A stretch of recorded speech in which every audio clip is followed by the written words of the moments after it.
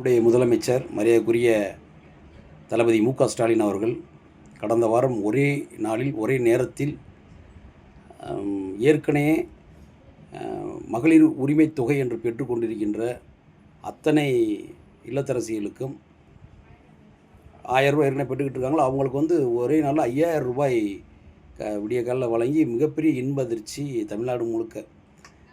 எதிர்க்கட்சிகள்லாம் எதுவுமே பேச முடியாத அளவுக்கு. அது கூட அதற்கான காரணம் என்ன அப்படின்னா, ஏற்கனவே பிஜேபியை சேர்ந்த ஒருத்தர் உச்சநீதிமன்றத்தில் ஏற்கனவே வழங்கிக்கிட்டு இருக்கக்கூடிய நலத்திட்ட உதவிகளை ஏற்கனவே பெற்றுக்கிட்டு இருக்காங்க. அரசுடைய நலத்திட்ட உதவிகள் அதை எலெக்ஷன் நேரத்தில் வழங்கக்கூடாது அப்படின்னு ஒரு வழக்கு தொடுத்துருக்காரு.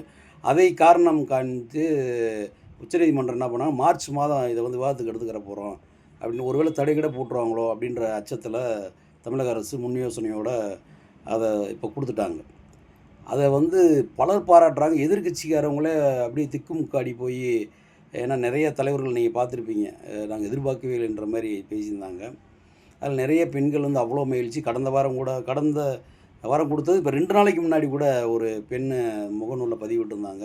என்னுடைய கணவருக்கு அந்த மாதிரி திடீர் மருத்துவ செலவு இந்த ரூபாய் மிகப்பெரிய உதவியாக இருந்தது. எதிர்பார்க்காத அந்த பணம் வந்துச்சு. ஆனால் செலவு இருந்தது. அந்த நேரத்தில் அந்த பணம் வந்துச்சு. மிகப்பெரிய அது ஒரு பயணம் அமைஞ்சு போச்சு எங்களுக்கு. அது முதல்வர்களுக்கு நன்றிலாம் பதிவு போட்டிருந்தாங்க. அதெல்லாம் நம்ம பார்த்தோம். ஆனால் இந்த குருமூர்த்தின்ற ஒரு அதாவது மனிதனத்திலே சேர்க்க முடியாது.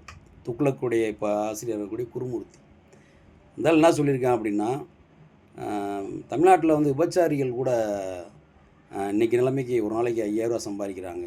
ஒரு நாளைக்கு விபச்சாரி கூட இன்றைக்கி ரூபாய் எளிதாக சம்பாதிக்கிறாங்க.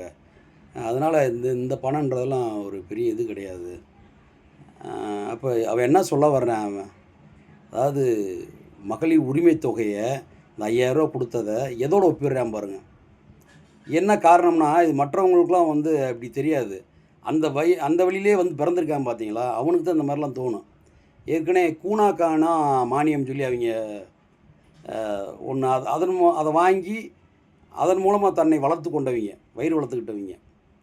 அது நீங்கள் போய் பாருங்கள். கூனா காணா மானியம், பின்னாடி கண்ணாடி மானியம் ஏதோ ஒன்று ராஜாஜி அதை அறிவிக்க விட்டுருந்தார். அந்த மானியத்தில் எப்படின்னா, குறிப்பிட்ட ஒரு சில குடும்பத்தில் இருக்க பெண்கள் ஓட விட்டு அவங்க எவ்வளோ தூரம் ஓடுறாங்களோ, அது எப்படி ஓடுறதுன்னா அது தேடி பாருங்கள். சொல்கிறதுக்கு எனக்கு கூச்சமாக இருக்குது. இதில் நடந்த வரலாறு இது. ஓட விட்டுட்டு எவ்வளோ தூரம் ஓடுறாங்களோ அவங்க ஓடுற தூரத்துக்கு அந்த நிலத்தை பூரா நீங்கள் விவசாயம் பண்ணிக்கிங்க. அது யாரெல்லாம் வாங்கிக்கிற முடியாது. மற்ற எல்லா ஜாதியெல்லாம் வாங்க முடியாது. குறிப்பிட்ட ஒரு சிலர் தான் அதை வாங்க முடியும். அப்படி வழிவேல வந்தவன் தான் அந்த குருமூர்த்தி.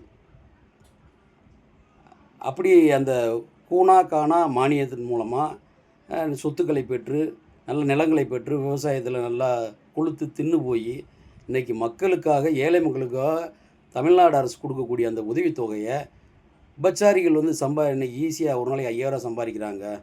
அதனால் இந்த கொடுக்கக்கூடிய ரூபாலாம் பெருசாக இது பண்ண முடியாது அப்படின்றானா, இவனெல்லாம் எதை கொண்டு அடிக்கணும்? இந்த குருமூர்த்தின்ற நாயெல்லாம் எதை கொண்டு அடிக்கணும்? நம்ம இதெல்லாம் உச்சநீதிமன்றம், உயர்நீதிமன்றம் ஏற்கனவே ஒருத்தன் கோர்ட்டாவது மயிரான்னு கேட்டான்ல, அவனெல்லாம் கண்டிக்காமல் விட்டுருச்சு.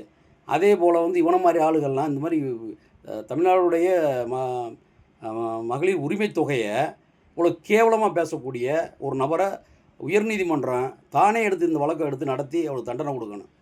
அது அப்போ தான் மக்களுக்கு நீதியின் மேலே ஒரு மரியாதை ஏற்படும். நன்றி, வணக்கம்.